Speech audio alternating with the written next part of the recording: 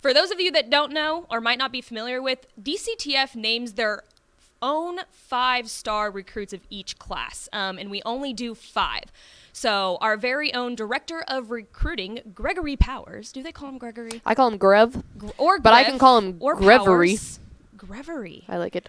Shoot. When he's in trouble, he's Grevery. I hope he's watching this because we can go through Grevery now. But our director of recruiting, Greg Powers, put out an article on texasfootball.com/recruiting if you want to get more specific. Over 39 names that you need to watch out for that have the potential to be named as 5 stars for the class of 2025. Now, to go a little bit deeper into the woods here, we only have named 2 5 stars for the class of 2024. So don't be expecting these names to pop out like next week because we're still working on the class of 2024. But this is was an interesting article to kind of, maybe become more familiar with the sophomore class because I don't feel like the underclassmen really have much of a spotlight on them, during the season, unless, they're filling holes or stepping up in a big way, stuff like that. So I will say that Powers told us the other day during This Week in Recruiting, he was talking about how, don't get me wrong, he's very excited to name the class of 2024 5 stars, and he'll do that in our DCTF Rising rankings as those continue to come out. Like you mentioned, 2 of them have been named. But he told us, he said, this 2025 class is about to be a repeat of 2023, where it is just talent everywhere. There's 15 people that legitimately could be a 5-star, and I don't know how he does it, but I'm glad he has to do it and I don't, of trying to decide who merits that top 5, the 5-star positions. Right.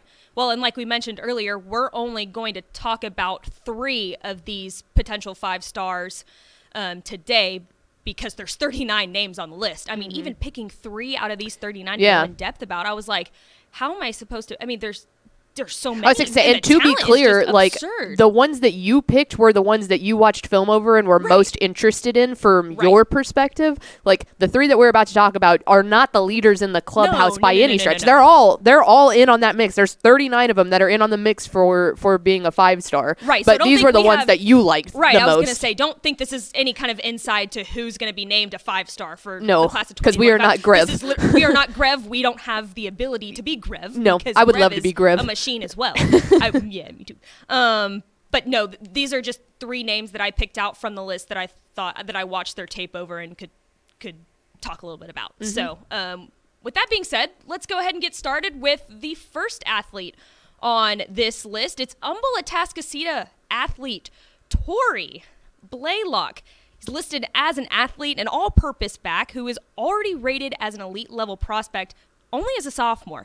He's ranked as the number 5 player at his position in the sophomore class, ranked 47th in the class of 2025, and he's the 8th ranked player in Texas. Man, that's quite a resume there, Seems I would say. pretty stinking good for like 15 years old. Yep, exactly. He stands at 5'11", 175 pounds. Of course, he's only going to grow because he is, in fact, a sophomore. He already holds 28 offers. 28 offers. Insane. From programs like Georgia, Notre Dame, Ohio State, Tennessee, Texas, and Texas A&M, and that's only a couple of them. I mean, there's a plethora of those kinds of programs in this list.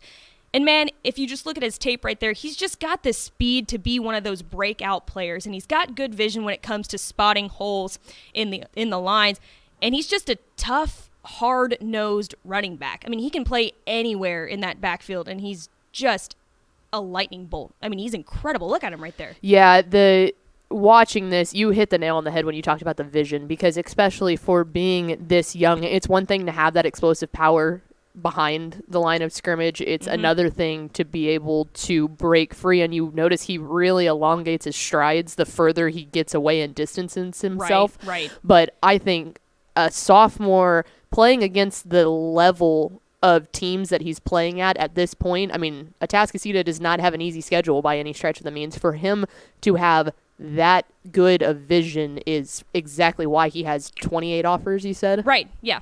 Well, and those offers are only going to grow, so he could be the potential player that has literally the most offers maybe in his respective class. Yeah. I mean, we don't know. He's also the son of a former NFL running back. His brother played at Wisconsin, and his other brother currently plays at Sam Houston State. So that those athletic genes certainly run in the family. And which it would explain his vision being so good. He's been watching other people do it in his family for so long now. Right, exactly. And I think he actually has an offer from Wisconsin, which I could see him doing very well Badger. at Wisconsin. So, yeah, I mean, incredible player. Definitely a name to keep in the back of your head when it comes to naming 5 stars. Let's move on to our second player to watch. Lovejoy wide receiver Dalen McCutcheon. He's a wide receiver out of Lucas Lovejoy, who stands at 6 foot and weighs 175 pounds. He already holds multiple offers. I think it's around 20, but I wasn't able to get a definite answer on that. But of course, he holds offers from programs like Purdue, Houston, go Cougs, Oklahoma, Oregon, Arkansas, and Texas A&M, and much, much more than that. He's just looking at his tape right here. He's just one of those receivers that you can trust and that can bring in those really tough passes in coverage, double coverage, whatever. And this upcoming season, I think for him will be the real test because they're losing 2 of their star receivers that were seniors. One of them was going to LSU and the other one was going to SMU. So that's honestly a freaking wide receiver factory out there in Lovejoy. Oh, yeah. But I think this season is going to be a real big test for him to see kind of how he fits in and if he can fill those kinds of big shoes still as a junior. I mean, not even a senior yet. So yeah, I had the opportunity. Ish and I made it out to the Lovejoy game when they played North Crowley, which was obviously a disappointing game for Lovejoy. Yes, That's when we started to really put our eyes onto what North Crowley had. Ray Gates and his squad over there. Ray Gates and Pimpton, his wide receiver, he had an unbelievable game.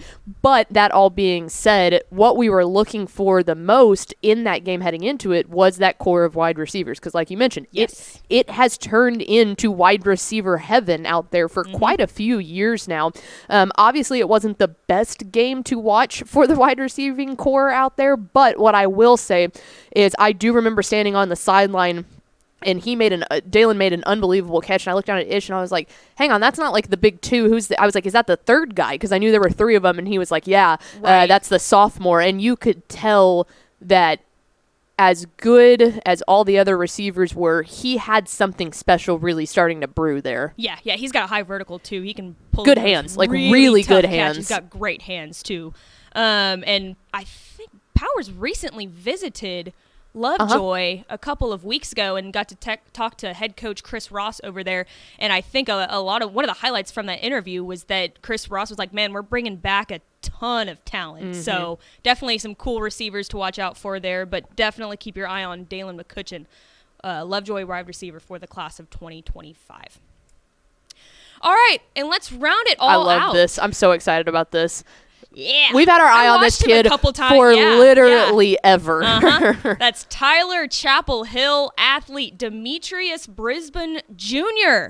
And he's listed as an athlete on the DCTF website because he starts at quarterback, but he'll rotate, I think Powers said, in and out at safety there, I believe. Also, Powers said that he actually saw him work out as a wide receiver at one of their camps. I think one of the next level athlete it was the camps. next level athlete camp up here. Yes, he absolutely has deserved the title of being an athlete. Here's him playing safety. Well, his college position is still unknown, but I think he's got the ability to really make an impact there at whatever position that he is put at.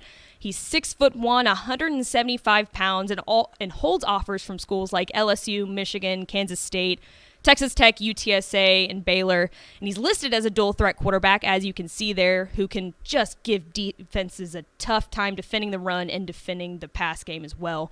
And I think he's a real quick decision maker as well, which makes him literally lethal anywhere on the field on either side of the ball.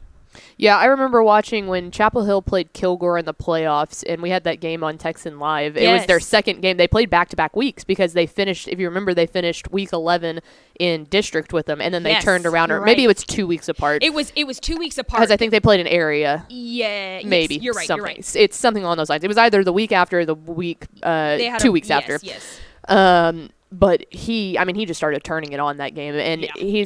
and man, you want to talk about something that Jeff Reardon, the head coach there at Chapel Hill, does so well is he puts trust into young guys because he's had to the past couple of years. I mean, heck, if you remember back 2 years ago when they made it to the state semifinal against Austin LBJ, they literally had a freshman quarterback, a freshman running back, a freshman wide receiver, and then most of their line was at that point, because they had had a couple of injuries. And they were still able to compete. Oh, man, if there is something that Jeff Reardon does so well, it's giving the trust to young athletes like Demetrius Brisbane. Obviously, he warrants it.